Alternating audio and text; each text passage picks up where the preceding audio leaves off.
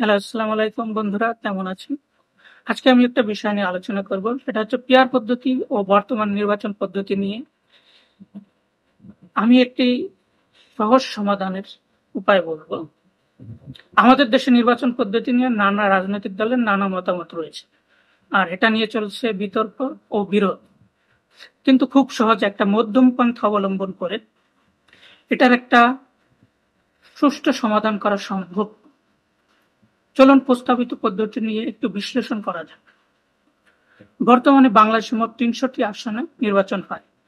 আর এই ৩০০টি আসনে যে সবচেয়ে বেশি ভোট পায় সেই বিজয়ী হিসেবে বিবেচ্য হয়। বাকি প্রার্থীরা যতই ভোট পাক না কেন, তারা তাদের ভোটের কোনো মূল্য থাকে না। এই নিয়মের পরিবর্তে যদি এমন হয়, প্রতিটি আসনে মোট কাস্ট হওয়া ভোটকে ১০০% ধরা হবে।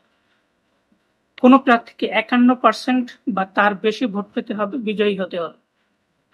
কেউ যদি ৫১%-এর একটা ভোটও কম পায়, তাহলে সে বিজয়ী হিসেবে বিবেচ্য হবে না। এবার ধরুন ৩০০টি আসনের মধ্যে ১০০টি আসন সরাসরি ৫১% বা তার বেশি ভোট পেয়ে বিজয়ী হয়েছে। বাকি ২০০টি আসন কেউ বিজয়ী হতে পারেন, কারণ সবাই ৫১%-এর নিচে ভোট পেয়েছে।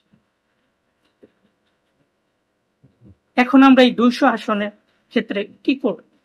এই ২০০ আসনের ক্ষেত্রে আমরা পিআর সিস্টেম অ্যাপ্লাই করতে পারি। পিআর পদ্ধতিতে প্রত্যেক দলের মোট প্রাপ্ত ভোট হিসাব করে শতকরা হারে ভাগ করে আসন দেওয়া হবে। সেই ভাগটা হবে এই ২০০ আসনের ভিত্তিতে। এখন প্রত্যেক দল যে পরিমাণ যত পার্সেন্ট ভোট পেয়েছে, এই ২০০ আসনের ভিত্তিতে পার্সেন্টেজ করে সেই সব দলকে সেই আসন দেওয়া হবে।